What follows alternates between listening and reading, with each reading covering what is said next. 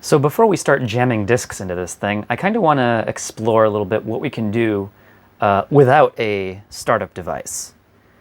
From this start screen, we can actually hit some keys and get to the control panel. If you press the, on this keyboard here, you got your Apple key, control key, and escape key. If you do those at the same time, we have our desk accessories menu. You know what? This display is also a bit jarring. It's a bit... So why don't we change this display to something a little more palatable. Oh, we can have some dark blue. We can have some other colors here. Pink. Interesting. Oh dear. Ouch. Ew. Oh wow. Maybe man was not intended to have this power. Yes. Orange looks pretty cool. White. Well, I don't think you can get very much more contrast than white on black, so why don't we stick with that for now. And we can just enter to save that. And let's see, let's also check out the system speed. As you can see, we have fast and normal speeds. I might not be able to keep up. Too bad there's no slow speed. We also have the sound settings here. We can change the volume of that beep. And the pitch, even. Falsetto. And the bass. What else have we got here? Options. Interesting. Now, the slots menu, this is actually going to be very important later on when we have more things connected to the 2GS here. The slots menu is sort of like a boot manager in a way. It tells the computer what you want to boot off of. Currently it's on the scan setting, which it just tries to boot off of anything that it can find. I have found that that setting is sometimes imperfect, so it's usually better to just tell it explicitly where to boot from. Once we're done messing around with the settings, we can actually go back here to our startup device screen. There's another mode that we can put the 2GS into. If you hit the control and power buttons together, once we're at that startup screen, we actually get this little prompt. And it looks like I can type right here. If I hit return, it tells me syntax error. Syntax. If that means what I think it means, let's try something fancy.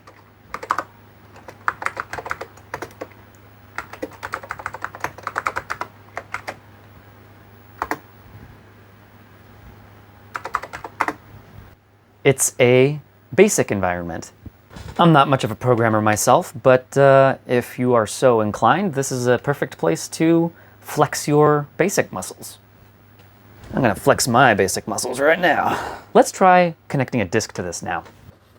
Look at this.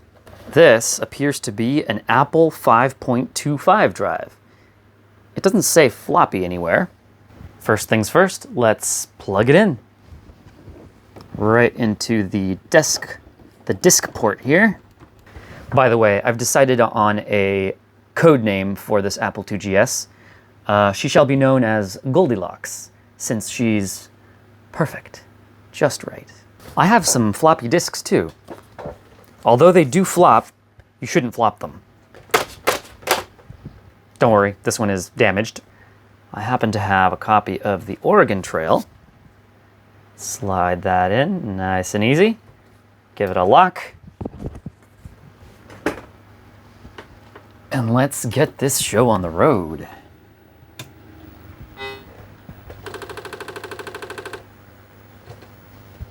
Oh my God, I love this sound. Those exquisite clicks. Let's travel the trail. I'm a banker. Yes. Wow.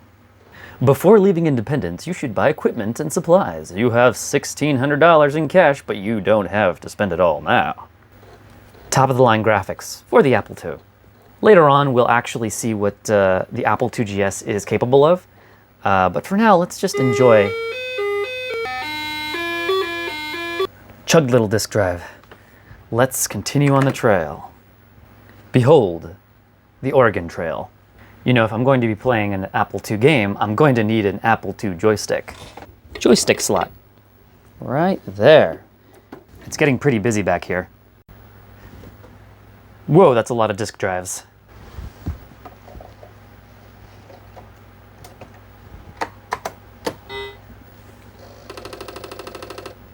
You know, you can get modern solutions for disk drives on the 2GS, but to me, the authentic experience of using an actual floppy disk is totally worth the extra work that's required to make this happen.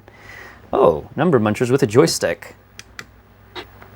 I can't tell you how many of my elementary school memories are of the sounds this game makes in the background. Multiples of 2. There we go. Gotta watch out for those toggles. I will say that for Apple II games, you're gonna want to go to the control panel and change the system speed there to normal instead of fast. Games like Number Munchers, for example, run way too fast in fast mode.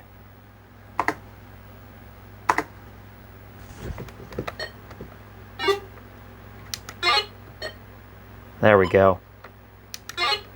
Munching some numbers. Number munching. Aw, yeah. Those multiples of 2 don't stand a chance. Oh, there it is. Awesome sound effects.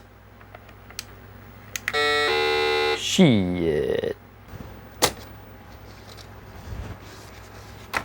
Ooh, how about Load Runner?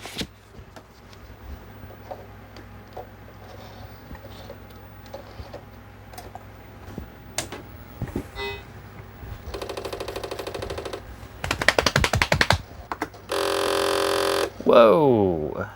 Another thing to note is that a lot of these games won't accept lowercase input, so you gotta have the caps lock on for many Apple II games. I don't think all of them though. I'd like to start. How can I play this?